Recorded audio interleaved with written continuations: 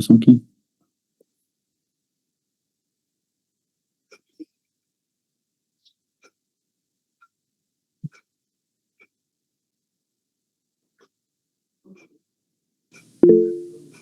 Muy bien. Creo que ahora sí, ¿verdad? Ahora sí.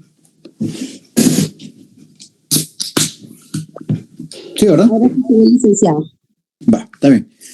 Bueno, entonces, recordemos que cuando hablamos del proceso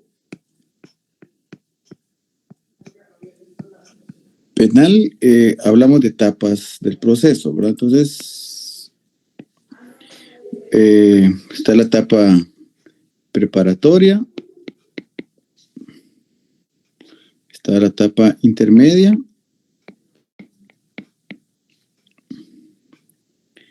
está el debate, están las impugnaciones y está la ejecución. Entonces, las impugnaciones es lo que vamos a hablar en la presente clase. ¿Qué es la impugnación o qué es impugnar? Impugnar es el mecanismo por el cual los sujetos procesales manifiestan la oposición que tienen hacia la resolución judicial. Es la manera de mostrar el desacuerdo en una resolución judicial, como han escuchado eso en los criterios, ¿verdad? Que uno respete pero no comparte. Entonces, una manera de no compartir es, pues, están los medios de impugnación o la manera como se va a oponer los sujetos procesales en cuanto a las resoluciones que se ha presentado el juez. Entonces, ya hablando propiamente de las etapas de impugnaciones, vamos a ver cuáles son los mecanismos o estos medios de impugnación con los que se cuentan los sujetos procesales. ¿A qué me refiero con los sujetos procesales? ¿Quiénes van a poder impugnar? Va a poder impugnar Ministerio Público, Defensa Técnica y querellantes, ¿sí? A eso me refiero. Bueno. Entonces dice, son los medios procesales establecidos en el Código Procesal Penal por medio de los cuales las partes solicitan ante un juzgado o tribunal la revisión o consideración de una resolución judicial, es decir, que revise, que considere y que, pues, en ese sentido, que se revierta la decisión que se ha tomado.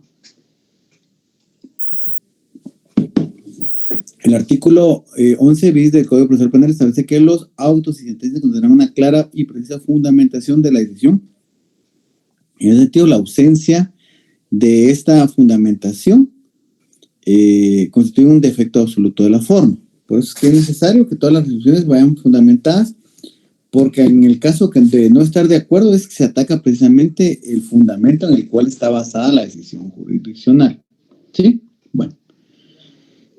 Los recursos para poder ser declarados admisibles y tramitados deben cumplir con los requisitos de tiempo, modo y forma establecidos en la ley procesal para cada recurso. ¿Qué quiere decir esto? Que si yo presento un recurso de manera extemporánea, me pueden rechazar el trámite porque, pues, evidentemente deben de cumplir con ese tiempo en que se presenta. Modo, ¿qué significa? Que si la ley establece que debe ser presentado por escrito, se presenta por escrito. Si dice que solo se otorga cuando son sin audiencia previa, solo sin audiencia previa. Eso se refiere. Entonces, la ley nos va indicando cuál es el tiempo, modo y forma que se presenta cada recurso, cada medio de impugnación, cómo se recurren a estas resoluciones judiciales y cuáles son el tipo de medio de impugnación que se presenta. Refiriéndose al principio de taxatividad, dice que la impugnación objetiva se refiere a las resoluciones judiciales que pueden ser susceptibles de ser atacadas mediante recursos previstos en nuestra legislación procesal. Es decir, cuando hacer la impugnación objetiva, son estos mecanismos que la ley determina cuando se presentan estos medios procesales. La impugnación objetiva quiere decir la apelación, la apelación especial, la reposición, la casación, esos medios que están señalados en nuestra norma procesal como ser los medios de impugnación. Y cuando hablamos de impugnación, aquí le falta una G, impugnación, impugnación subjetiva se refiere a la facultad para el ejercicio de los recursos que le corresponde a las partes. Es decir, la impugnación subjetiva es el derecho que tengo yo de presentar mi recurso o no. Es decir, si yo quiero recurrir, presento es el derecho que tengo yo de hacer efectivo mi impugnación objetiva, ¿verdad? Esa capacidad que tenemos y esa facultad de recurrir o no, es decir, si se presenta el recurso o no se presenta el recurso. Muy bien, ¿estamos bien hasta donde vamos? ¿Tienen alguna duda? Muy bien, continuamos entonces. Autos donde no procede la impugnación, o sea, ¿cuáles resoluciones judiciales no son susceptibles de un medio de impugnación? Está el auto de procesamiento, el auto de apertura a juicio, el auto de admisibilidad de la prueba. Y partiendo de esto es muy importante. Nuestro Código Procesal Penal está diseñado precisamente para eso, para que no se pueda entorpecer un auto de procesamiento, no se pueda entorpecer un auto de apertura a juicio y no se pueda entorpecer el ofrecimiento de prueba. Es decir, no es impugnable. Recordemos que el auto de procedimiento es reformable de oficio, pero no es impugnable, o sea, se puede reformar de oficio. El auto de apertura a juicio no se puede impugnar tampoco. Sí, solo lo contrario a eso se puede impugnar. Se puede impugnar la falta de mérito, se puede impugnar el sobreseimiento, una clausura provisional, sí se puede impugnar, pero el auto de procedimiento, el auto de apertura a juicio no se puede impugnar. El auto de admisibilidad de la prueba no se puede impugnar tampoco. O sea, esto significa qué prueba es aceptada y cuál es rechazada, ¿verdad? A eso se refiere. Refiriéndose al elemento de temporalidad, dice que los recursos deben ser planteados en el plazo fijados para el efecto, lo que hablábamos en su momento. Si se transcurre ese plazo y no se ha presentado el recurso, pues queda firme la resolución porque es parte de la naturaleza de los medios de impugnación que tienen una temporalidad, un tiempo para ser planteados, ¿verdad? Bueno. En la acción doctrinaria los divide en dos tipos de medios de impugnación. Los divide en remedios, que son los medios recursivos que se interponen ante el mismo juez que dictó la resolución, de tal manera que es el mismo juez quien debe darle trámite y resolver el fondo del recurso interpuesto. Un remedio procesal me interponen ante el juez que emite la resolución, el remedio procesal, y el mismo juez reexamina su resolución y decide si la cambia o no la cambia. Ese es un remedio procesal. Y los recursos son medios recursivos que los sujetos procesales pueden hacer uso para solicitar la modificación, rectificación o anulación. Regularmente y casi siempre los recursos se interponen ante el juez y son elevados a una instancia revisora, que en este caso para los jueces de paz, la instancia revisora va a ser el juzgado de primera instancia. Para el juzgado de primera instancia penal, la instancia revisora va a ser la sala de apelación, ¿verdad? Para que tengan esa diferenciación. Un remedio es un recurso. ¿Cuáles son los remedios procesales? Artículo 79 del Código Procesal Penal, que es la queja. ¿Alguien que me la quiera leer, por favor? Que me la quiera leer al público.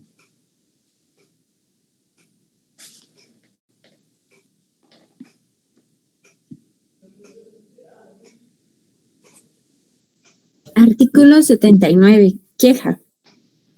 Vencido el plazo para dictar una resolución, el interesado podrá quejarse ante el tribunal inmediato superior, el cual, previo informe del denunciado, resolverá lo que corresponda y, en su caso, emplazará al juez o tribunal para que dicte la resolución, sin perjuicio de las demás responsabilidades. Muy bien. En ese sentido, cuando no se ha resuelto, no se emite una resolución, se plantea una queja ante el órgano superior inmediato para que venga y resuelva, pida informe de el recurso de la resolución, el expediente, para que se pueda establecer si en efecto se está cumpliendo o no está cumpliendo o tiene razón de ser la queja. Entonces, esta situación, por ejemplo, se hace una petición, uno de los sujetos procesales, y no se resuelve, se plantea la queja para que se resuelva lo que en derecho corresponda. Entonces, la sala emplaza al juez o tribunal para que dicte la resolución. Y obviamente esto dice sin perjuicio de demás responsabilidades, porque puede incurrir en un retardo malicioso o en cualquier otra circunstancia alusiva a la responsabilidad administrativa o penal que pueda tener el juez si no resuelve en el plazo que está determinado en la ley. La rectificación está en el artículo 180 y 284 del Código Procesal Penal. ¿Alguien que me quiera leer la rectificación? Artículo 180, rectificación. Sí, por favor. Dentro de los 3 días siguientes de dictada una resolución, el tribunal podrá rectificar de oficio cualquier error u omisión material siempre que no implique una modificación esencial. Muy bien, la rectificación básicamente está diseñado para los errores de un mal teclazo, una mala,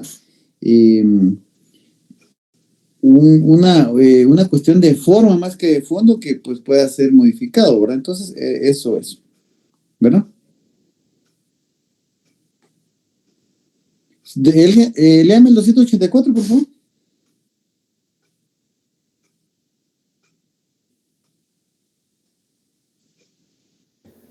Artículo 184, hecho notorio.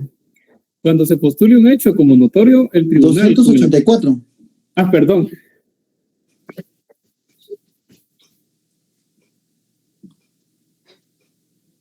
Artículo 284, renovación o rectificación. Sí, ahí está. Los defectos deberán ser subsanados siempre que sea posible, renovando el acto, rectificando su error o cumpliendo el acto omitido de oficio o a solicitud del interesado. Bajo pretexto de renovación del acto, rectificación del error o cumplimiento del acto omitido, no se podrá retrotraer el procedimiento a periodos ya precluidos, salvo los casos expresamente señalados por este código. Muy bien, para que entendamos mejor la rectificación de los 284, hay un instituto procesal que se llama la actividad procesal defectuosa. Entonces, cuando se incurre en un error por parte del órgano jurisdiccional, se puede enmendar este error, solo que acá no es la enmienda, en cualquier otra rama del derecho se denomina enmienda la forma como se arregla el error que se comete. Aquí se llama actividad procesal defectuosa y se puede hacer de oficio una rectificación del acto errado y se subsanan los errores. Por ejemplo, bajo este acto, hasta el estado antes de que se cometió el error. Yo no sé si les conté en clase que en cierta ocasión yo comienzo una audiencia de primera declaración, constato la presencia de las personas e inicio la audiencia y ya había argumentado el Ministerio Público sobre la posibilidad de ligar un nuevo proceso y también la defensa técnica ya había argumentado sobre esa probabilidad. Cuando analizando el expediente yo para revisar los medios de convicción me doy cuenta que hay querellante y el oficial de audiencia no me había hecho mención, no había verificado eso. Se le pasó a él cuando me pasa el listado de las personas que deben de comparecer y es hasta que reviso yo que pues obviamente la audiencia de primera aclaración se debería suspender porque no estaba presente el querellante porque nosotros no lo habíamos citado. O sea que ahí fue 2 errores. Primero, no haberlo citado y segundo, no denotar antes de iniciar la audiencia que no había comparecido. Entonces, ante esto se dicta una actividad procesal defectuosa y se deja sin efecto lo realizado y se vuelve a citar a primera declaración al querellante. Así es como se puede el error que se comete, bueno, en este caso los 2 errores, y la manera de solventar este error es mediante dejar sin efecto todo lo actuado e iniciar nuevamente la audiencia de primera aclaración para que el querellante pudiera realizar todos los derechos que le corresponden en su calidad de querellante, ¿verdad? Bueno. Otro remedio procesal es lo que ya hemos visto, que la revisión de la medida de coerción, artículos 276 y 277. ¿Alguien que me lo quiera leer, por favor? 276. Artículo 276. El Ministerio de Trabajo y Previsión Social tiene las siguientes dependencias. A. Departamento Administrativo de Trabajo, cuyo jefe debe ser guatemalteco. Compañerita, se confundió de código. Ay, cierto, licenciado. Sí, se confundió de código. Todo iba bien hasta que se confundió de código. Código Procesal Penal, por favor.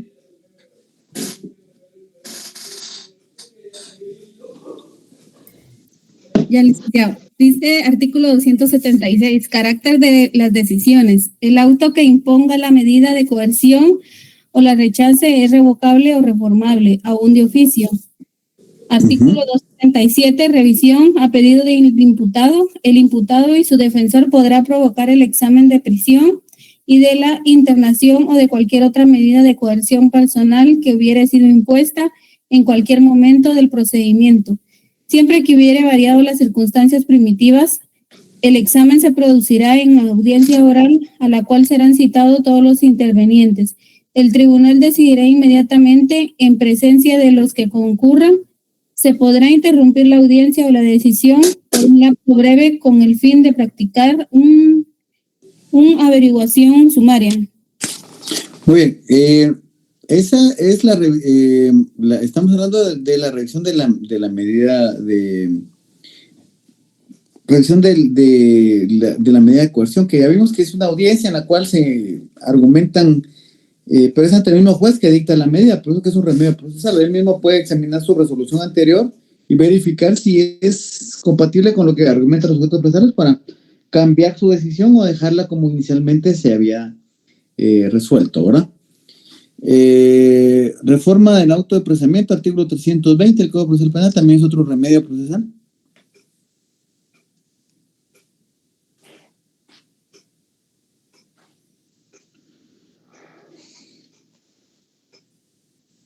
Muy bien, alguien que me lo lea.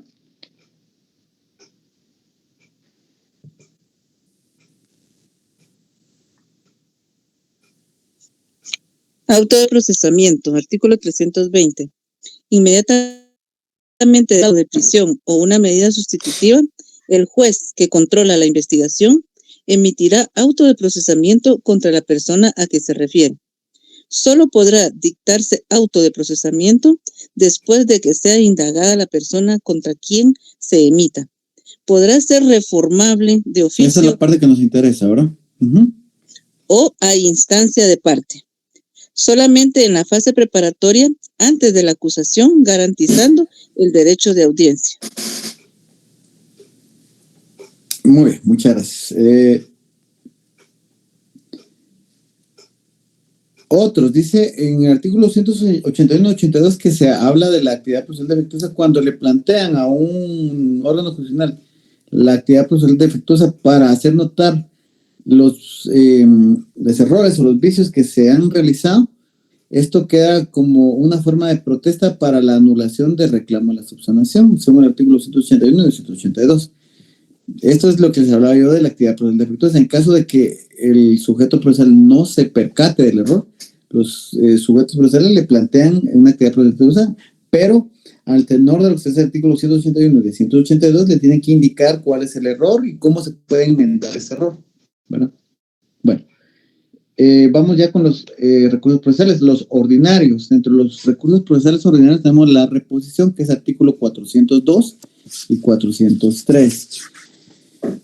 Vamos al artículo 402. Alguien que me lo lea, por favor, la reposición.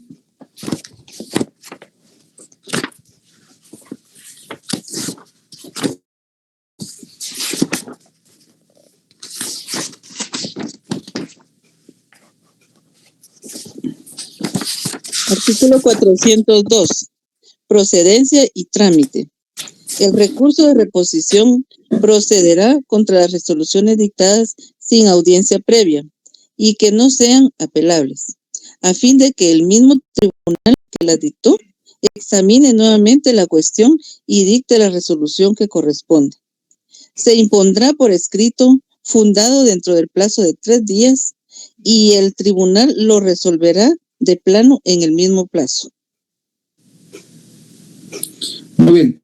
Entonces, para la reposición, que es el artículo 402 que acaba de leer la compañera, dice que el recurso de reposición procederá contra las resoluciones dictadas sin audiencia previa y que no sean apelables, a fin de que el mismo tribunal que las dictó examine nuevamente la cuestión y dicte la resolución que corresponde. ¿Qué significa esto? Que la reposición, primero, que resolución que se está impugnando no tiene que ser apelable. Si es apelable, no puede proceder el recurso de reposición. Y segundo, que se dé sin audiencia previa. ¿Qué significa sin audiencia previa? Que los sujetos procesales no se les haya corrido audiencia y no se hayan pronunciado sobre la decisión que está tomando el juez. En algunos casos ya casi no se ve, porque ahora sí los abogados son más pilas, pero anteriormente yo veía mucho que en el autoprocesamiento presentaban una reposición, como no es apelable, presentaban una reposición indicando que reexaminara el juzgador el auto de procesamiento y que lo modificara. Pero no se puede presentar una reposición porque ya se tuvo audiencia previa. ¿Se recuerdan en la audiencia de primera aclaración? Antes de emitir el auto de procesamiento, el juez escucha a la defensa para que de sus argumentos sobre la posibilidad o no de ligar al proceso. En este caso, cuando se agotó esa audiencia previa, pues ya no existe la oportunidad para presentar el medio de impugnación que se ha hecho referencia, ¿verdad? Entonces, no sé si tienen alguna duda con esto. El licenciado, sí, a mí me da un poquito de duda porque este es un recurso y no un remedio, si el que conoce y resuelve es el mismo juez.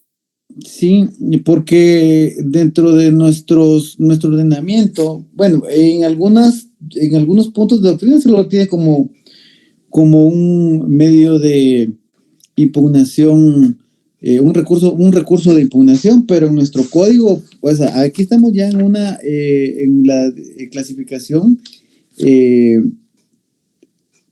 conformidad con nuestro código. Entonces, nuestro código, si nos vamos al título 2, antes de... si nos vamos al libro tercero, a partir del artículo 398, si leemos el libro tercero, dice impugnaciones.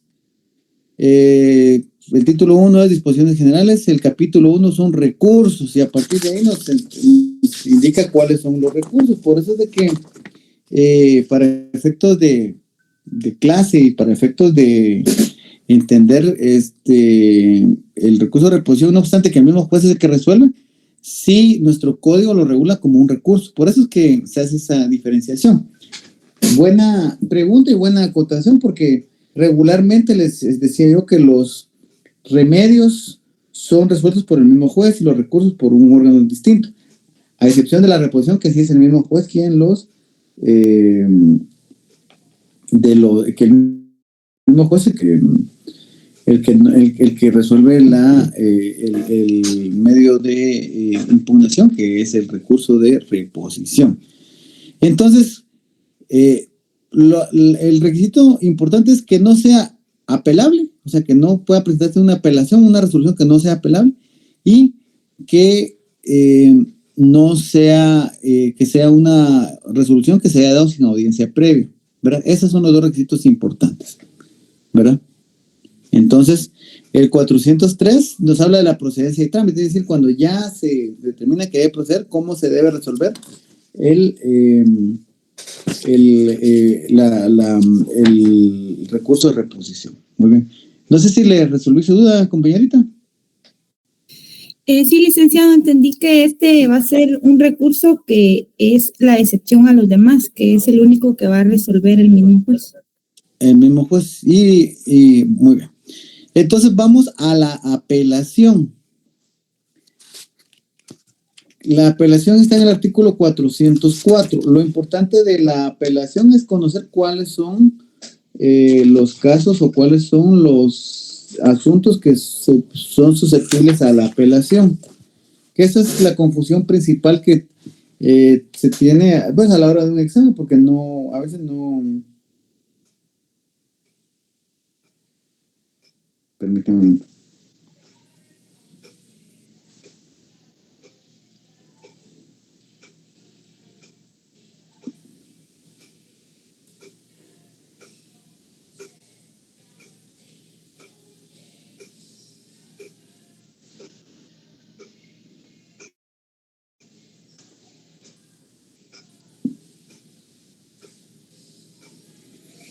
Muy bien, entonces, miren, el artículo 404 nos indica cuáles son los medios o las resoluciones que se presentan con la apelación. Miren, aquí en lo que tenemos en la pantalla está el numeral segundo, que es la apelación, que es conocida como apelación o apelación genérica, porque solo su nombre es apelación, y la apelación especial, que es la que está en el 415. Entonces, hay muchas veces, y para examen es muy común que se confundan cuando se les hace una pregunta que contra la sentencia, por ejemplo, ¿qué medio de impugnación se interpone? O cuando les digo contra el auto que decreta la falta de mérito, ¿qué medio de impugnación se interpone? Entonces, ahí, por eso es importante saber cuáles son los asuntos que compete a cada resolución, cuál es el medio de impugnación que se utiliza en cada resolución. Entonces, dice la apelación, los conflictos de competencia, es decir, si se declina competencia o no se declina competencia, si le dice a un juez que decline competencia y no declina competencia, el medio de impugnación es por medio de la apelación. ¿Cuál es la apelación? La apelación genérica, la que solo se llama apelación. ¿Cuándo podría plantearse eso? Por ejemplo, un juez de Guatemala está conociendo un asunto que sucedió en Misco, pero él aduce que sí tiene competencia y le plantean una declinatoria de competencia y el juez la declara sin lugar y sigue conociendo, se plantea una apelación y mediante la apelación se decide si continúa o no continúa conociendo el juez según lo resuelto por el órgano jurisdiccional, que en este caso sería una sala de apelación. Los impedimentos, excusas y recusaciones. Les he explicado que mediante este asunto, creo que sí les expliqué la otra vez y hablamos en clase cuáles son los motivos por los cuales un juez se debe excusar y cuando no se excusa o que tiene impedimento para conocer y no hace el conocimiento de ese impedimento para conocer, le faculta a las partes que lo recusen. Porque haya externado opinión, porque tenga interés directo o indirecto, porque sea familiar, cualquier de los motivos que se tenga para excusarse. Si el juez no lo hace, se recusa. Entonces, por ejemplo, si no se acepta el impedimento, si no se acepta la excusa, si no se acepta la recusación, se presenta una apelación como medio de impugnación. El número 3 es los que no admitan, deniegan o declaren abandonar la intervención del querellante adhesivo o del actor civil, en este caso solo únicamente del querellante adhesivo. Por ejemplo, si no se admite dentro de un expediente o un proceso penal a un querellante, no se le da intervención, o él pues incomparece y por una incomparecencia, por ejemplo, se declara abandonar la intervención en su calidad de querellante, se puede presentar la apelación y será la sala quien decida si debe continuar o no debe continuar en su calidad de querellante. Los que no admitan o denieguen intervención de tercero demandado, los que autoricen la abstención del ejercicio de la acción penal por parte del ministerio. En este caso, el ejemplo de esto es el criterio de oportunidad. Cuando se autoriza un criterio de oportunidad, se autoriza que el Ministerio Público se abstenga de la persecución penal. Pero si alguien no estuviera de acuerdo, puede impugnar esta situación, ¿verdad? Para que pues, se declare con lugar la abstención de la persecución penal por parte del Ministerio Público. Los que denieguen la práctica de una prueba anticipada, es decir, ante un juez contralor se realiza una solicitud de prueba anticipada y el juez no la autoriza, se puede presentar una apelación para que sea mediante esta circunstancia que se pueda practicar la diligencia de prueba anticipada. Los que declaren la suspensión condicional de la persecución penal también se puede impugnar. Los que declaren el sobreseimiento, esto es importante. Recuerden que si se decreta esto, se puede impugnar. ¿Quién va a impugnar? Va a impugnar el querellante adhesivo, puede impugnar el Ministerio Público. Inclusive podría, como no establece quién puede, pero se entiende que todos los jueces procesales, inclusive hasta la defensa técnica, pero difícilmente va a hacer eso porque es contrario a los intereses del sindicato, ¿no? Los que declaran la prisión o la imposición de medidas sustitutivas y sus modificaciones. Es decir, si a una persona que se le dicta un autoprocedimiento se le decreta como medida de coerción la prisión preventiva, se puede impugnar. O, contrario a eso, se imponen medidas sustitutivas, también se puede impugnar. Y Por ejemplo, el Ministerio Público quiere que la persona esté privada de libertad porque considera que hay riesgos procesales y se le dan medidas sustitutivas, impone al Ministerio Público y la sala puede resolver que declara con lugar la apelación y en consecuencia se dicta como medida de coerción la prisión preventiva o lo contrario, ¿verdad? El juez dictó auto de prisión preventiva y la sala puede ordenar que se le dicten medidas sustitutivas, ¿verdad? Bueno. Los que niegan o restringen la libertad, que en este caso puede ser el auto de prisión preventiva, puede ser, en algunos casos dicen que la orden de aprehensión es apelable, pero yo considero que no, porque pues evidentemente no se ha restringido la libertad hasta el momento que se hace. Las que fijen el término para el procedimiento preparatorio también, recuerden que una de las decisiones que toma al final de la audiencia de etapa preparatoria es el plazo que va a durar el procedimiento preparatorio y trae el acto conclusivo. Si no se está de acuerdo con este plazo, se puede presentar una apelación. Y los que resuelven excepciones o obstáculos a la persecución penal y civil, ¿verdad? Los autos a los cuales se declare la falta de mérito. Lo que decía que la falta de mérito sí es impugnable a través de ¿qué? De una apelación. Bueno, entonces, ¿dudas? ¿Hasta acá?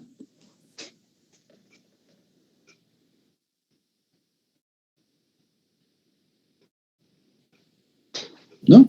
No, claro. Todo claro. Bueno. Licenciado, ¿Sí? ¿será que me podría dar como ejemplo de una reposición? De una reposición. Sí. De una reposición, bueno, por ejemplo, el juez viene y en una audiencia resuelve que no, el Ministerio Público le dice, señor juez, solicito que, por ejemplo, algo así tan sencillo, solicito que sean, que todos los sindicatos tengan los grilletes o que al contrario es que la defensa técnica del señor juez solicitó que se le quiten los grilletes a todos los sujetos procesales, algo que es una cuestión de control de una audiencia. Y el juez diga sí, que le quiten los grilletes a todos los sujetos procesales y el tal Ministerio Público del señor juez le presenta una reposición en virtud que su resolución no se me corrió audiencia y no es apelable, ¿no? Entonces el juez viene y dice sí tiene razón, entonces recurre a la resolución y entonces ya le da uso de la palabra al Ministerio Público para que se pronuncie sobre si considera que debe ser realizado esto o no. Eso es un ejemplo vago. Otro ejemplo puede ser, bueno, yo lo he tenido frecuentemente en audiencias, me presentan muchas reposiciones, pero fíjense que el problema es que las reposiciones cada vez se resultan más limitadas. Por ejemplo, lo que les hablaba hace un momento de las órdenes de aprehensión, que contra una orden de aprehensión presentan una reposición, ¿sí? Porque dicen que se está emitiendo sin darle intervención a la defensa técnica para que se pronuncie sobre la viabilidad o no viabilidad de que sea una medida de coerción idónea. Porque para un día de aprehensión, donde se le gira aprehensión a una persona, es una audiencia unilateral, entonces no comparece la otra parte, ¿verdad? Y como son audiencias que pues no son apelables, dicen, mira, ahí cabe la reposición. El problema con esas audiencias es que desde cuándo está notificado para establecer el trámite de la reposición, porque la reposición se me escapó esa parte, pero en el artículo 400, bien, lo leímos al final del 402, dice, se interpondrá por escrito fundado dentro del plazo de 3 días y el tribunal resolverá el plano en el mismo plazo. O sea, tiene 3 días para identificar uno que la persona está en tiempo para poder presentar su reposición. Pero, por ejemplo, en el caso de las órdenes de aprehensión no se gira una orden de aprehensión, ¿verdad? Entonces, pero no se notifica a las partes, porque si se notifica a las partes, pues se puede ausentar y no puede ser efectiva en la orden de aprehensión. Entonces, por eso es de que pues, se rechaza porque pues no ha sido notificado el sujeto procesal y no le asiste el derecho para poder presentar alguna acción. Entonces, una reposición siempre se puede presentar cuando se emite una resolución sin que se haya escuchado la argumentación de la parte que presenta el recurso y siempre y cuando el recurso no sea apelable. Básicamente son dos pequeños casos como muy cotidianos que se presentan estas reposiciones, pero la mayoría también las presenta cuando ya han tenido audiencia previa o cuando o en recursos que son apelables. Entonces, por eso es que les digo que cada vez se limita más la interposición de este recurso, ¿verdad? Bueno, ¿dudas con eso o sí ya le quedó más claro, compañerita? Licenciado, buenas noches. Buenas noches. Solo una consulta. La reposición dijo el plazo de 3 días, ¿verdad? Sí, 3 días. La reposición. Ahora la apelación, como ahorita solo estamos viendo lo de la apelación, ¿cuáles son las resoluciones que son apelables, verdad? Sí. Va. Entonces, el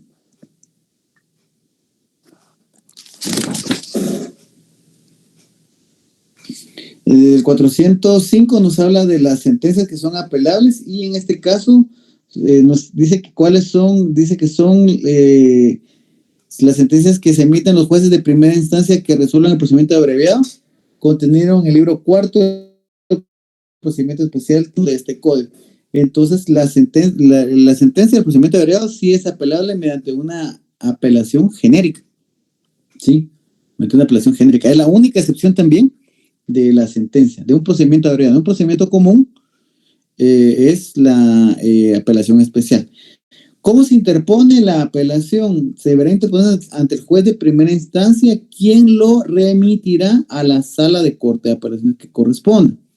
¿Cómo lo debe plantear la apelación? La apelación deberá interponerse por escrito dentro del término de 3 días, con expresa indicación del motivo en que se funda bajo sanción de inadmisibilidad, es decir, no se admite para su trámite si no se presenta de esa forma. Si el apelante no corrige en su memorial los defectos u omisiones en la forma establecida en este código. Es decir, debe indicarse cuál es el motivo que se está apelando, si no se puede rechazar de forma liminar. Lo importante cuando se rechaza de forma liminar es que si se presenta en el 4º día, porque son 3 días, son 3 días. ¿A partir de cuánto se cuentan los días? Le notificaron hoy, su primer día va a ser mañana, que es viernes, lunes, y tienen hasta el martes para poder presentar su medio de impugnación, ¿verdad? Entonces, así es como se van contando los días para presentar su apelación. ¿Dudas con esto?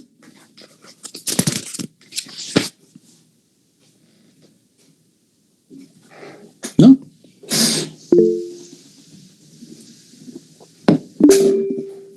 Licenciado. ¿Qué manda? Me perdí un poquito en lo de los días. Dijo que si notificaban hoy, Ajá. el primer día sería mañana o el lunes. Sí. No, mañana. Gracias, Vic.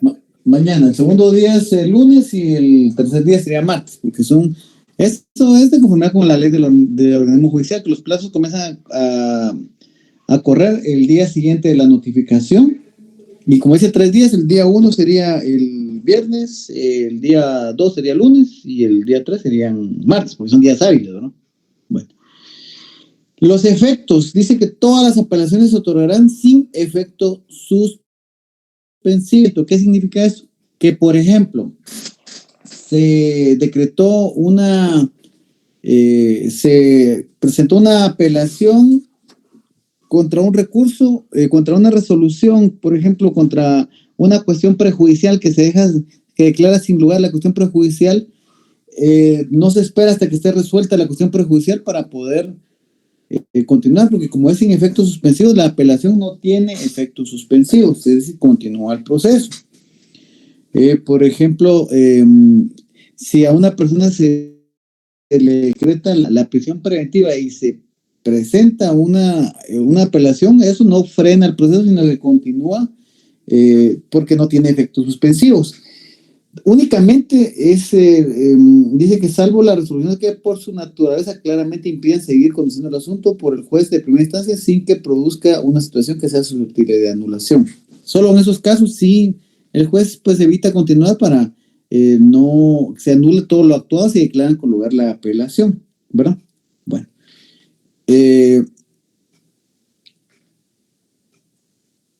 Dice, excepto en los casos especiales señalados en este código, la resolución no será ejecutada hasta que no sea resuelta por el Tribunal Superior. Competencia, el recurso de apelación permitirá al Tribunal de Alzada el conocimiento del proceso solo en cuanto a los puntos de la resolución que se refieren los agravios y permitirá al Tribunal confirmar, revocar, reformar o adicionar la resolución. Entonces, eso es importante. ¿Qué se busca con la apelación? Que el Tribunal venga y pueda confirmar, revocar, reformar o adicionar a la resolución. Son las probabilidades jurídicas que debieron de la sustanciación de la apelación, ¿verdad? ¿Tienen alguna duda, pues?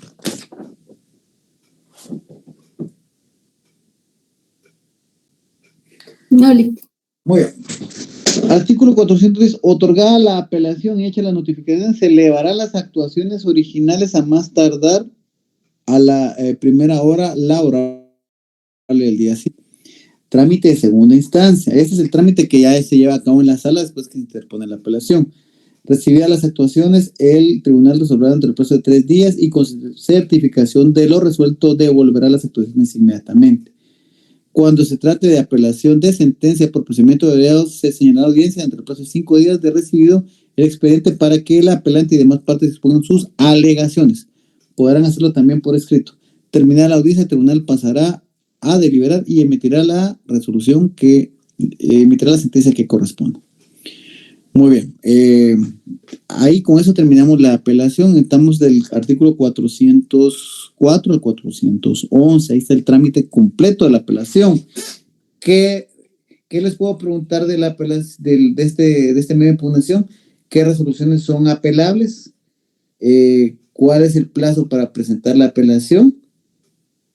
Y en algún momento también cuál es el trámite de la apelación. Eso es lo que pues necesito que ustedes puedan aprender, que esto entiendo yo que ya lo llevaron en el curso anterior de procesal penal, pero para que también se refresque esto y que quede claro que parte del conocimiento que tengan ustedes esta situación.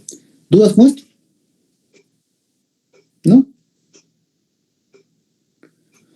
Muy bien. Este recurso de queja, el anterior recurso vimos el del 173, pero el artículo 400 nos da otro tipo de queja. En este orden de ideas, este sí es un recurso. Cuando el juez cuando el juez correspondiente haya negado el recurso de apelación, procediendo el que considera agraviado podrá recurrir en queja ante el Tribunal de Apelación dentro de 3 días de notificar la denegatoria pidiendo que se le otorgue el recurso. En la doctrina se le denomina recurso de llanto. ¿Por qué recurso de llanto? Porque es como cuando le dicen algo al niño y el niño no hace caso, van con el papá y le dicen, mire, fíjese que su hijo me tenía que entregar una bicicleta que le prestó a mi hijo y no me la... Ah, vaya, entonces yo le voy a decir que se la entregue. Eso es en palabras coloquiales y por eso que se le llama recurso de llanto, porque acuden ante el órgano de alzada e interponen la queja indicando que el tribunal de primera instancia no les otorgó la apelación y correspondía a esto. Entonces le piden informe y conforme se presenta informe circunstanciado del órgano jurisdiccional, se decide si se declara con lugar o no se declara la queja. Al igual que el artículo 179 que leímos anteriormente, pues evidentemente se les emplaza para que emitan la resolución que al derecho corresponda. ¿Qué quiere decir esto? Que eleve la apelación y que ya conozca el tribunal y ya independientemente si la declara con lugar o no. Eso solo es para procedencia de la apelación. No quiere decir que con esto le vayan a revocar o modificar la resolución, sino es únicamente para que se le dé trámite a la resolución, ¿verdad? Bueno.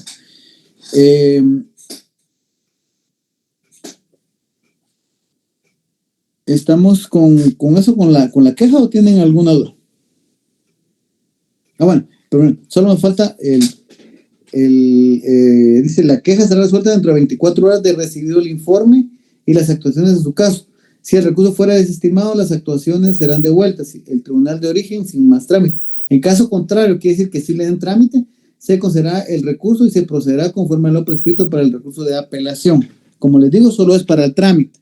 Ya el fondo, si debe ser modificado, adicionado o cualquier otra circunstancia, pues no tiene relación o no tiene que... no lo resuelve mediante la queja, sino ya propiamente dentro de la apelación que se va a tramitar, ¿verdad?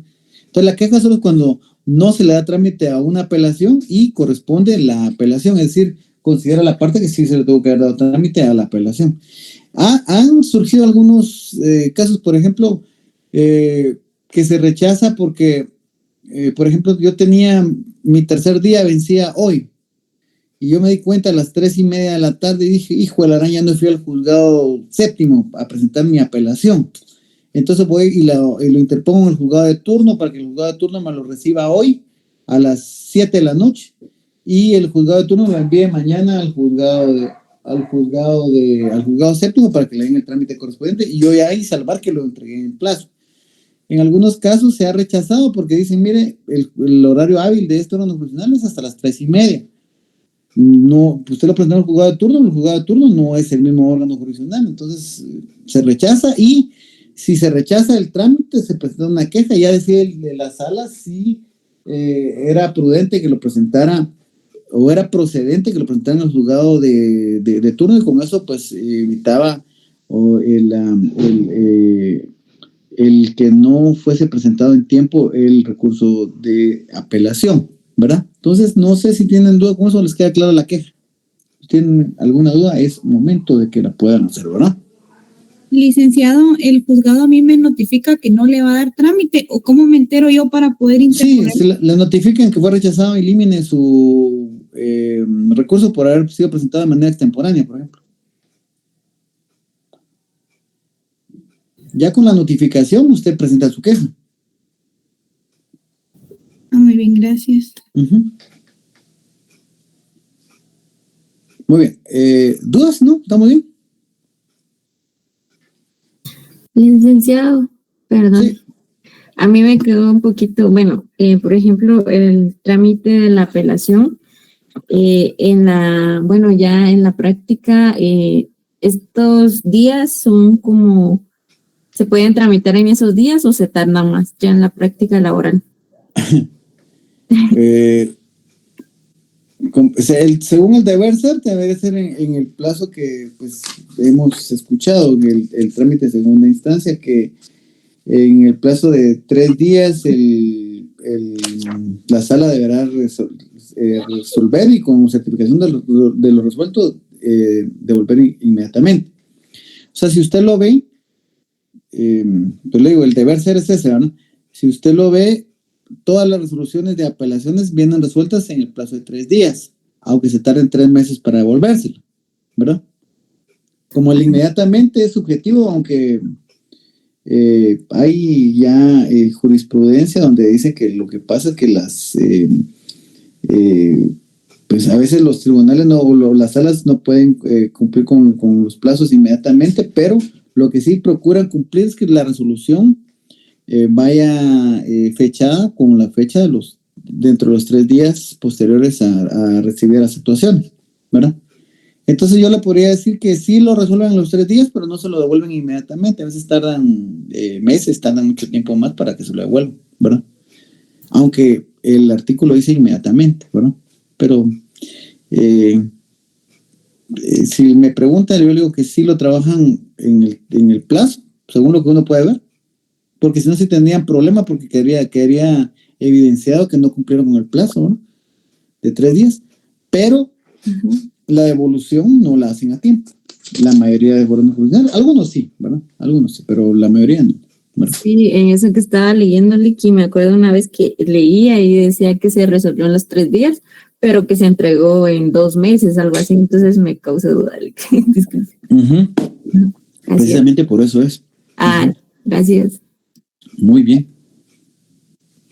Bueno, ¿alguna otra duda? Licenciado, a mí me surgió una duda. Buenas tardes. Buenas tardes, Clara. Con relación a lo que usted mencionaba acerca de los, la ampliación de plazos, lo que usted acababa de mencionar, que por ejemplo, se dice que se va a resolver de forma inmediata, pero obviamente dentro de los órganos jurisdiccionales se toman más tiempo. Ahí no hay algún tipo de sanción para el funcionario público. Depende. Todas las personas pueden plantear su queja administrativa, ¿verdad? Su denuncia administrativa, diciendo que mire, ya no me han resuelto, y entonces van a verificar y pues de ahí deviene si sancionan o no sancionan, ¿verdad? Sí, pues, pero, sí puede haber, sí hay responsabilidad, obviamente. Entonces, por eso es de que yo veo, digamos, en cuestión de resoluciones escritas, la mayoría de órganos jurisdiccionales cumplen con los plazos de si son 2, 3 días, se estarán tardando una semana ya notificado, pero la mayoría sí se cumple con esto, ¿verdad? El problema real es con las audiencias, porque yo, digamos, la ley me puede decir que le tengo que resolver una audiencia el tercer día, que es el ofrecimiento de prueba, por ejemplo. Pero puede ser que dentro del tercer día yo no tenga espacio para llevar una audiencia de ofrecimiento de prueba, entonces se la fijo después, aunque en el órgano jurisdiccional donde yo laboro, sí, por lo menos con las audiencias de ofrecimiento de prueba, sí cumplimos con los 3 días, ¿no? De ahí las audiencias de etapa intermedia, lo que va pasando es que a veces se van suspendiendo, ¿verdad? Por ejemplo, tocaba una audiencia hoy de etapa intermedia y tengo una primera aclaración, se suspende la etapa intermedia porque tiene prelación la primera aclaración para resolver la situación jurídica de las personas. Y así, ¿verdad? Se van reprogramando porque se tiene una agenda. Somos un país muy violento, ¿verdad? Ustedes y órganos jurisdiccionales que pues no tenemos la cantidad de jueces congruente o conforme al número de habitantes que tenemos. O sea, la cantidad de juzgados que tenemos no logran cumplir con la necesidad de justicia que tenemos según el número de habitantes. Deberíamos tener más juzgados, ¿verdad? Pero no, o sea, se hace lo que se puede con lo que se tiene. Entonces, por eso es que a veces se lee que una audiencia tarda tanto tiempo, que una persona tarda tanto tiempo, pero son muchas incidencias que suceden. Vean, pues, por ejemplo, yo tengo un caso hoy donde tengo 18 sindicados, ya voy por la segunda audiencia y no hemos terminado ni siquiera la imputación, trabajando 5 horas aproximadamente cada audiencia. O sea, ya llevo 10 aproximadamente en primera declaración y no se ha terminado la imputación, ¿verdad? Podría decir, mire, ¿y por qué no se queda trabajando desde que hasta más noche? Porque primero que es un abuso para todos los sujetos procesales, ¿verdad? O sea, el periodo ordinario en el organismo judicial termina a las 15 horas con 30 minutos. Por ejemplo, hoy, que por eso era que venía un poco corrido, pero iniciamos clase un poco corrido, terminé mi jornada habilitando el plazo hasta las 16:30, ¿verdad?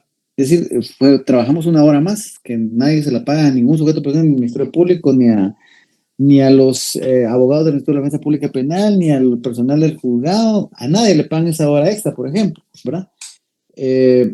Bueno, los abogados de la defensa técnica, pues evidentemente ganan con el ejercicio liberal de la profesión, pero obviamente también tienen más cosas que hacer, no solo dedicarse a eso, ¿no?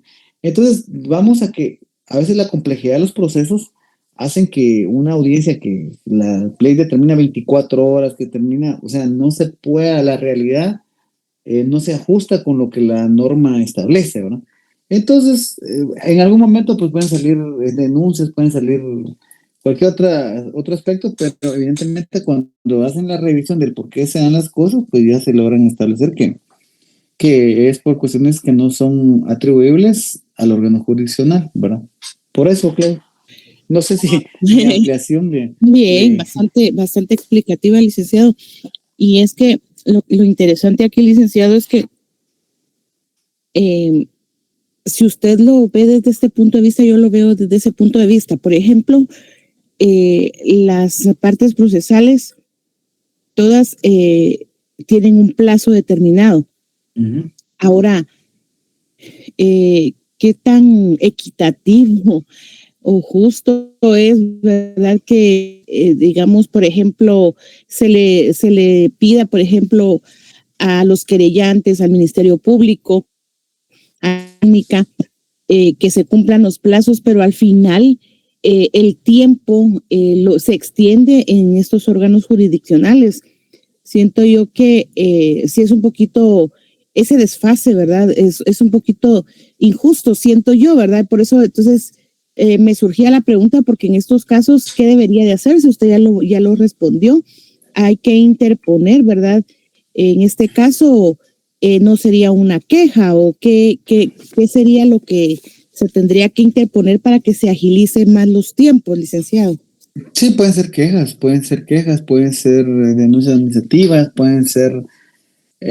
claro que hoy eso lo que conlleva es determinar si, porque por ejemplo, si no se resuelve algo, interponen la queja y van al órgano jurisdiccional y piden el expediente, o sea, la supervisión de tribunales pide el expediente y revisa si realmente hay atraso o no hay atraso y en este caso, a quién le es atribuible el atraso. Ajá. Por ejemplo, bueno, en penal le digo que lo escrito es, o sea, prácticamente como es lo menos, ¿verdad? Todo lo que va saliendo o solicitándose por escrito se va resolviendo casi que de manera inmediata. Algunas cuestiones que son muy, muy, muy complejas, pues puede suceder alguna cosa. Le voy a contar una cuestión personal. A mí en el año, ¿qué sería? Bueno, presentaron bueno, 2023, sí, 2023 presentaron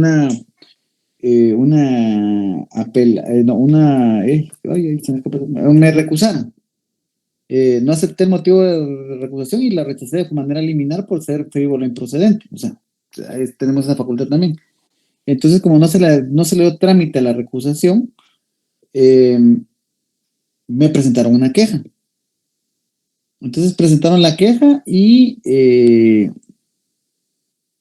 el compañero que recibe la queja tenía los 3 meses los 3 días, perdón. Bueno, le fijaron un plazo de 3 días para enviar el informe circunstanciado del expediente. No, pero bueno, sí, mandamos el informe y piden el expediente, y después piden que se le remita el expediente conforme al trámite de la queja, ¿verdad? ¿Y qué creen que pasó? El compañero viene y no mandó el expediente. Y entonces yo quedé, digamos, como con la idea de que el expediente ya se había ido a la sala. Porque pues ya no es, o sea, yo terminé de firmar todo lo que tenía que firmar para que se fuera el expediente a una hoja de remisión que lleva el expediente y que creen que el compañero, pues no sé qué le pasó y traspapeló el expediente. Digamos, expediente grande, pues no es ni siquiera podríamos decir que eran 3, 4 hojas. Y entonces hasta el año siguiente que llegaron a preguntar ya en el 2024, y llega a preguntar a un abogado, mire, fíjese que queremos ver lo de tal expediente porque tenemos pendiente una audiencia etapa intermedia, dijo el Ministerio Público. ¿Cuándo se lleva a cabo? Pues cuando regrese el expediente, porque no tiene efecto suspensivo de la apelación, pero yo prefiero que hasta que no resuelva digamos en este caso la sala, lo que va a hacer con respecto a la competencia, porque si me están recusando para ver si yo sigo conociendo o no, eso se puede dejar se puede generar la nulidad de lo que yo conozca. Entonces le decía, pero mire, Ligi, ¿por qué no ha regresado? Pues no sé, le dije, ya casi un año que se fue, no ha regresado. Y se fueron a averiguar a la sala y en la sala no encontraron nada. Y cuando regresaron, mire, Ligi, dice que en la sala no hay nada y empezamos a buscar, a buscar, a buscar. A todo esto el compañero lo destituyeron, ya lo habían destituido, ¿no? Y él había entregado al día a la mesa porque cuando le hicieron revisión no le encontraron ningún expediente. Pero el expediente él lo regresó al archivo sin tramitarlo, sin remitirlo, ¿no? Entonces, al final lo encontraron en el archivo después de tanto buscar. Imagínense, yo un año después tuve que mandar el expediente a la sala, indicando el motivo por el cual pues constaba en la hoja de remisión, constaba en el sistema interno del órgano jurisdiccional quién había tenido el expediente, cuándo había sido que lo había recibido, cuándo se le había firmado y cuándo él no había, pues había dejado de revisar acciones y cuándo él lo mandó al archivo, ¿verdad? Entonces, como nosotros tenemos un sistema que se llama SGT y que ha registrado todo. Lamentablemente no se le pudo sancionar porque estaba destituido, ¿verdad? Pero en todo caso, si él hubiese seguido trabajando, le hubiesen iniciado un proceso de disciplinario donde posiblemente esa era una falta gravísima. Ahora le habían suspendido unos, no sé, unos 20 días sin goce de salario, una cuestión así. O tal vez lo destituían, ¿verdad? Porque como era mero especial, no, ineficiente, pues posiblemente algo así puede haber ocurrido, ¿no? Pero sí, tiene razón, yo le entiendo esa parte, yo desde el punto de vista como usuario, porque también en algún momento hemos tenido necesidad de ser usuarios del sistema de justicia, en otras ramas de derecho, pues nos hemos percatado que tardan un sinfín de tiempo, ¿verdad? Los procesos laborales son los que más son tardados. Yo tengo experiencia cercana de un proceso laboral donde se presenta la demanda laboral en el 2019, vamos a 2025 y no ha finalizado el proceso ya en segunda instancia, es decir, en la sala ingresó en el 2024 y todo el 2023, todo 2023, todo 2024 y 2025 la sala no ha resuelto la apelación, imagínense, ¿verdad? Pero cuando la presenten seguro que va a estar resuelta la resolución, valga la redundancia, en el plazo que señala la ley, ¿verdad? Sí, Uh-huh. Serio, ¿verdad, licenciado? Pero como decían ahí las compañeritas, primero Dios ya nos vamos a graduar y yo creo que aquí la clave es que contraten más abogados. Sí, y aquí estaremos dispuestos nosotros. Eso es lo importante, ¿verdad? Bueno, entonces, ese es, digamos, ahí hasta trámite de la queja. Para hablar de la apelación especial, sí, mejor va a ser cuando yo llegue el próximo día a clases para que pues yo de manera gráfica les pueda explicar, porque esto es una cuestión, es un como otro proceso dentro del proceso de impugnación. No obstante que el de apelación también lleva su proceso, pero les voy a hacer en mi pizarrón los esquemas para que lo entendamos de mejor manera, ¿verdad? Nos vamos a quedar entonces pendientes con la apelación especial, con la casación y con la revisión, que son con los medios de impugnación que quedan pendientes. Entonces, ¿tienen alguna duda? Licenciado. A ver, por el orden, Mónica, dígame. Sí, licenciado, disculpe, fíjese que yo tengo una duda. En un caso que yo tuve conocimiento, a las personas las detuvieron por estar haciendo disturbios en la vía pública, pero en Torre de Tribunales le solicitaron un medio de garantía que pagaran cierta cantidad de dinero. Lo pagaron después de casi 48 horas más o menos, que fue la audiencia de primera declaración, pues les indicó que no era un delito, sino que se clasificó como falta. Correcto, pero ahora mi duda es, ¿ese dinero que ellos pagaron se les puede devolver? ¿Y cómo se les devuelve? ¿O tiene también como prescripción? Porque de eso ya hace como 2 o 3 años. No, el dinero ahí está. Ese dinero, entiendo yo, según lo que me dice, no tengo más datos, pero según lo que yo puedo entender es que como aún el juicio de falta, si le pidieron un dinero y lo depositó y le dieron una forma, un recibo de ingresos, un recibo. De ingresos del organismo judicial, era para una como medida sustitutiva, como una caución económica. Sí. Entonces, la caución económica se devuelve en dos situaciones. Primero, cuando la persona pues lo mandan detenido, se devuelve, ¿verdad? Porque pues puede pedir la devolución porque ya no tiene sentido la garantía, como la caución económica como garantía, porque la persona ya está privada de libertad, entonces se pide la devolución. Y la otra es mediante, cuando ya ha solventado su situación jurídica, también se pide la devolución. Va al órgano jurisdiccional y pide que se devuelva la caución económica fijada, depositada, y se le devuelve.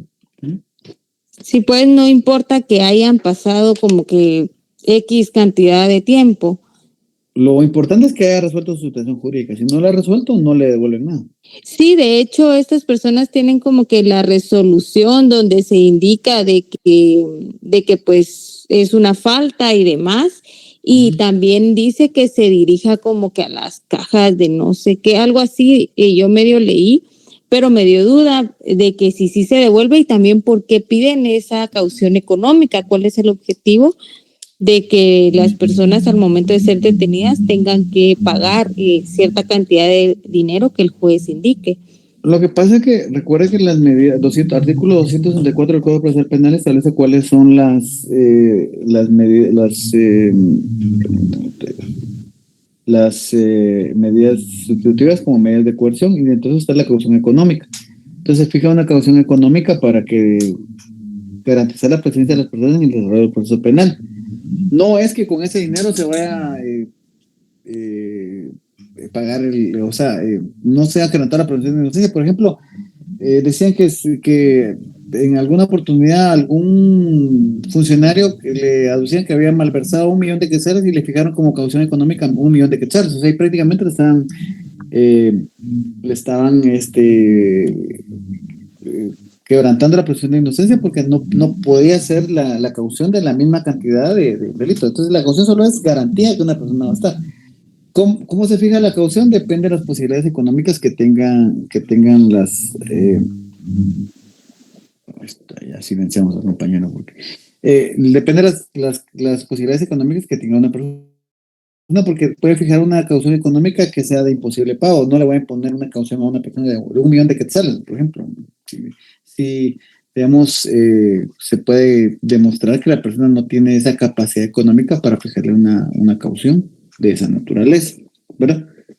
Eso, pues, o sea, la caución económica como medida sustitutiva, medida de coerción, está vigente en el Código Procesal Penal y por eso es que se impone una caución económica. No en todos los casos, pero sí se está dentro de las facultades que tiene un juez de imponer una caución económica, ¿verdad? No sé si resolviste su duda, Mónica. Sí, muchas gracias, licenciado. A ver, ¿quién más levantó la mano? ¿Alguien más levantó la mano? Sí, licenciado, fui yo. Buenas tardes. No, pues solo para ver si nos podría proporcionar las diapositivas, por favor. Muy bien, se las voy a mandar. No, Gracias. Muy bien. Bueno, ¿tienen más dudas o ahí estamos? ¿Todo claro? Todo claro, licenciado. Muy bien. Licenciado. Gracias. Muy bien, que pasen feliz. A ver, Vivian, dígame. Disculpe, una pregunta. ¿Podría dar la diferencia entre la apelación y la apelación especial o un ejemplo? Por favor, disculpe, no sé, no lo escuché si lo dio. No, la apelación especial no la empezamos a ver, pero es la diferencia, primero, hay varias diferencias. Primero es el tipo de resoluciones que impugnan o atacan, digamos, ¿no? Con la apelación genérica son digamos, unas resoluciones menores, y en este caso, la apelación especial, lo que ataca son las de fondo, que ya es la sentencia, y la otra diferencia es, a ver, quiero la apelación especial, dice, además de los casos previstos, se podrá imponer recurso de apelación especial contra la sentencia del tribunal de sentencia o contra la resolución de ese tribunal y el de ejecución que ponga fin a la acción, a la pena o a una medida de seguridad y corrección y posibilite que ellas continúen, impida el ejercicio de la acción, deniegue o la extinción, conmutación o suspensión de la pena. Básicamente ese es el tipo de resoluciones. La apelación especial es para el fondo, digamos, cómo concluye, digamos, el debate con una sentencia del tribunal de sentencia. Esa resolución es impugnable mediante la apelación especial. Por ejemplo, en el juzgado de ejecución, que es otra cosa que no creo que no va a dar tiempo de ver porque pues es un contenido mayor, pero en juzgado de ejecución hay lo que hablamos en otra clase de la redención de pena, la pena anticipada y todos los beneficios penitenciarios. Eso es el juzgado de ejecución quien lo resuelve. El juzgado de ejecución, cuando resuelve estas cosas, se impugnan mediante una apelación especial. La diferencia es también que la apelación especial tiene un trámite distinto en la sala de apelaciones, que es lo que vamos a ver en esta clase. ¿Cuáles las grandes diferencias entre la apelación y la apelación especial es las resoluciones que se impugnan y la forma como se tramita cada una de las medios de impugnación, la apelación y la apelación especial. ¿Verdad? No sé si resolví su duda, Vivi. Sí, licenciado, gracias. Bueno, entonces no quedando más que agregar, me suscribo a ustedes, dejando parabienes, pasen feliz noche, que descansen y nos vemos el martes si Dios lo permite.